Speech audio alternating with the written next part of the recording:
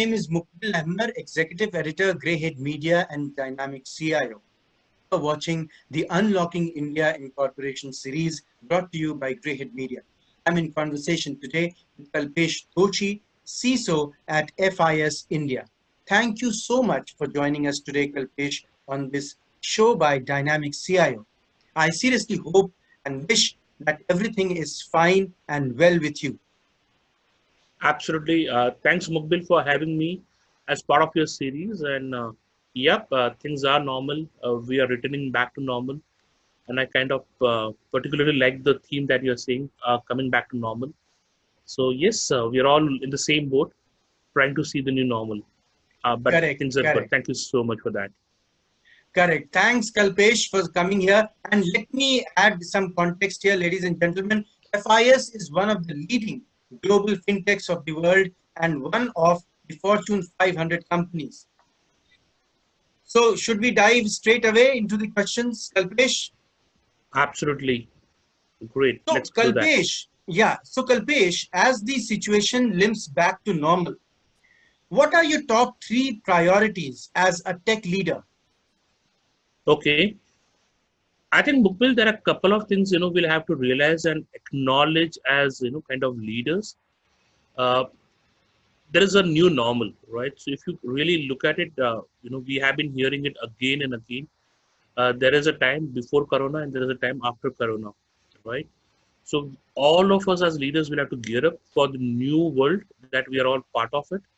And from that perspective, as we start talking about coming back to normalcy, how do we get back our business in terms of what was earlier 100% productivity and all of them?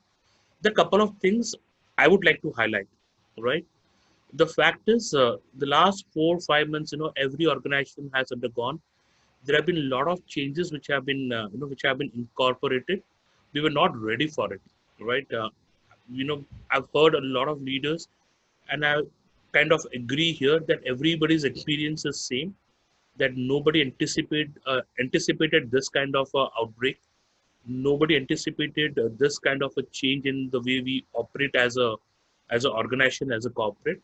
So things have changed, right? Now, stepping back into how do we gear up to return back to normalcy, there are certain basics, right? I can go and talk about the 100 per tools and everything, but let me focus on the basics and the hygienes, which have to be followed by every organization to be successful. First and foremost is your application landscapes have changed drastically, right? What you designed as on-prem, what you designed should only be accessed by people within your organization boundaries. So essentially, we're talking about we are having borderless networks, right? You have kind of dissolved your borders, and with that comes a lot of your security protocols, your architecture, which has now changed because you have application which is on internet, which can be accessed at least using your authentication remotely. So first and foremost, responsibility for every CIO and CISO should be to revisit their enterprise architecture, revisit the design, revisit the network, and see where are the new exposures. The threat landscape has changed drastically, right? So you have to really look at it from that perspective and see all the new threats, all the changes that you've incorporated. How will it reflect in terms of your overall organization vision and your, your your digital mission, right? So that's a other important thing is every CISO would have a dilemma. Where do I invest my money today, right? If let's say you have 100 rupees, you'd be tempted to spend it on your network. You'd be tempted to spend it on your VPN. You'd be tempted to spend it on your authentication, your endpoint detection and response, so on and so forth. So we could do a guesstimate, right? And I think that's pretty much what all of us have done in a crisis situation. But now it's a time to go back to your drawing room or drawing board and revisit your complete risk architecture or risk management or risk assessment. Why is it important? So that you are able to go back, reflect about all the changes, and see how it's impacting your organization's risk appetite, right? Risk as a risk. There's one risk principle. It's about cascading effect, right? So I've heard a lot of risk professionals saying, "Hey, you know something? we always had a work from home available, so it doesn't make a difference to my organization. No, it makes a difference. Tell you why. Your organization had planned for only 10% of the resources to work remotely. Today you're talking about 80% of your people working remotely. So risk of that is multiple times, right? So there's always a threshold, there's always a tipping point, and you would have to really look at it in terms of your organization, your applications, the data you manage, whether it's really crossing that threshold, right? So that's going to be extremely important, right? So I think these are a couple of the things that CISOs and CIOs will have to look into, right? And once you do that, the path is clear, and you would exactly know where you have to put your money, where you have to put your efforts, and that the journey would be that easy. Correct, correct. So, Kalpesh, going on to the next aspect of our discussion, what key challenges do you anticipate in business, and how will technology matter in solving and easing those? I think there would be challenges to the business because COVID has really changed the fundamentals of how we operate as as a business entity, right? And I'm just looking at the fact that a lot of industries are new to the online mode of surviving, and they are early. I would say they're early entrants, right? I'll give you a very simple example. A lot of your education today is happening online, right? We forget the fact that when you look at the industry, I think that's a challenge that we all live with. We always believe when we talk about security and industry, 80% of us are only able to visualize it from a financial perspective, right? And then we kind of end. Last few years we are able to relate it to healthcare and a lot of things, but there is also equally there a lot of industries are changing and evolving rapidly, right? Events for that example, right? Media for that example, a lot of things are done online, right? Now education, if you are imparting educations, if you are assessing a student's grades through online, right? How do you assess that those are secure? And a lot of those data would be classified as your sensitive personal information, right? Because you capture a lot of data as part of your education journey. So those things will have to be factored in. There are those challenges. However, the great thing is, while the world is struggling to find a cure for COVID, technology always had solutions, and those are available and they have to be deployed. Some Right, of the right. things that we'll have to look at it is you have to have secure access to your environment. So while you're talking about a borderless network, you still have to make sure that when people connect, right, at least you're not having unencrypted data flowing over the internet. So you build those controls. Technologies are available. They're age old, and you have quite advanced technologies on that. You build very strong authentication mechanism, right? So Correct. you ensure that, and again, Mukbil, the way I look at it is, if your organization hasn't been following this, uh, there's no need to panic on that. What you would do is identify your crown jewels, identify what is very mission critical for you, and start looking at your who all are the users who have the access, and kind of refresh it on a periodical basis, right? So Correct, those correct. technologies are available. Endpoint again has evolved beautifully well. Keys are obsolete today, right? So if I was in the AV world, I would be worried. Endpoint today are quite smart. They pick up a lot of those signatures from the cloud. So there is dependency of on-prem, kind of signature push and everything is gone. They are intelligent, and if they can pick up any anomaly, that would be again be beneficial to the organizations. So there are those ways and techniques.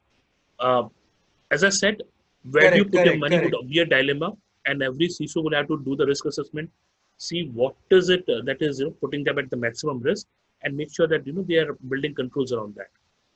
Absolutely. I absolutely agree with you, Kalpesh, in the sense that in this borderless and perimeterless world, uh, the establishing or the establishment of a safe and secure working environment is of paramount importance. Coming to the next point of the discussion, Kalpesh, what changes do you foresee that will be permanent in nature?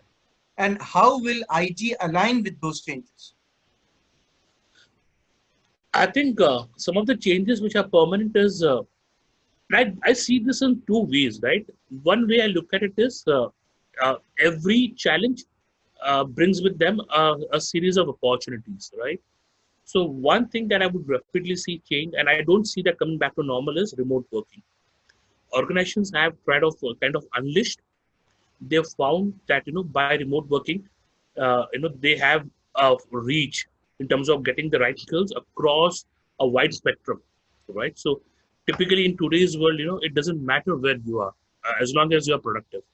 So what would be the key focus is collaborative productiveness, right? So when I say collaborative productiveness, it means as a user, if I'm able to perform all my job responsibilities exactly the way if I had a desk in the company, right? And if I'm able to do that remotely, I think that's a new world we are going to live with it, right? So I would really see that in from that perspective, that technologies, which will enable you to work like as if you're working from your office and secure you would be a great thing to do in times. I see as a blessings because Mukbil, honestly, in all our lives, we always used to have a myth, and I would call them this myth was busted that moment you allow people to work remotely, your data will be compromised, right? So it was a myth, and we believed we cannot trust our people enough.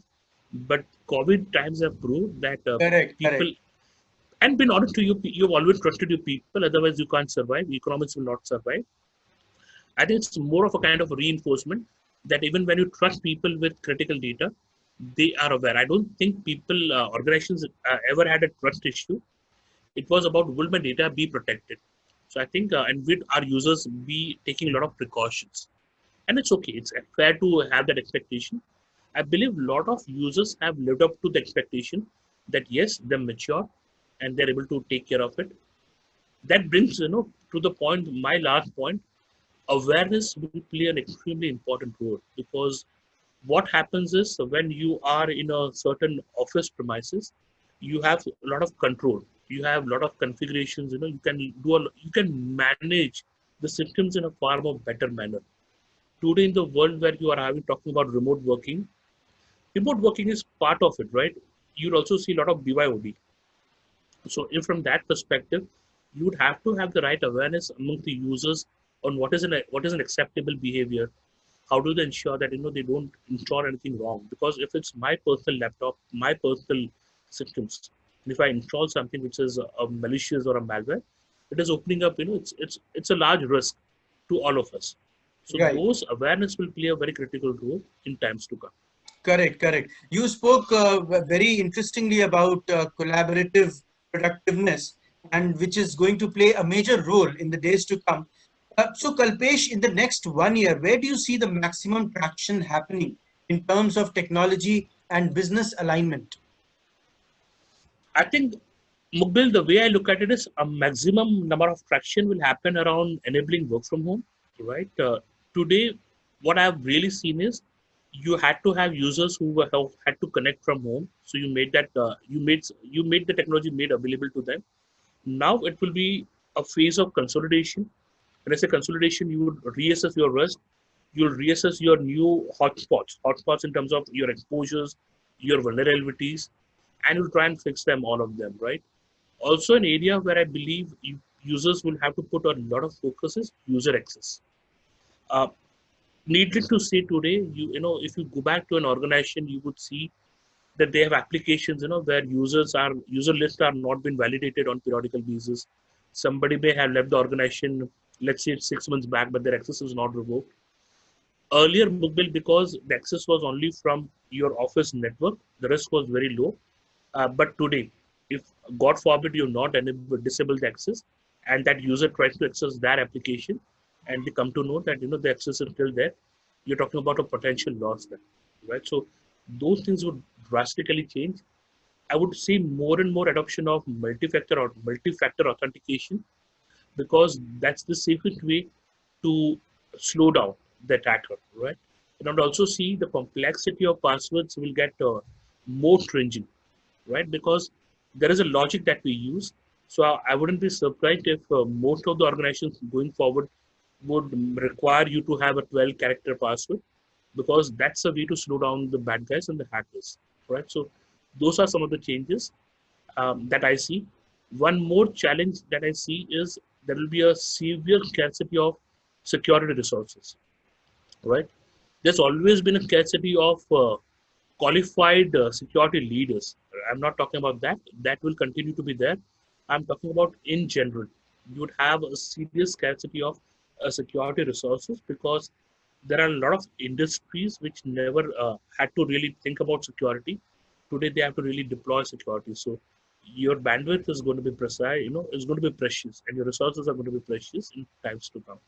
Correct, correct, correct. Kalpesh, it was an absolute pleasure talking to you, and you really dealt in detail with several pertinent issues. For example, the establishment of a safe and secure and working environment, and the changes which have been necessitated by the present circumstances, and how the entire technology landscape and the security landscape in itself is poised to evolve and change. Thank you so much for joining us on this show, Kalpesh. I wish you a good day ahead. Thanks, Mukbil. It's always a pleasure to be part and be associated with Dynamic CIO. Thank you so much for having me today. Thanks. Bye bye. It was an Stay absolute safe. pleasure talking to you.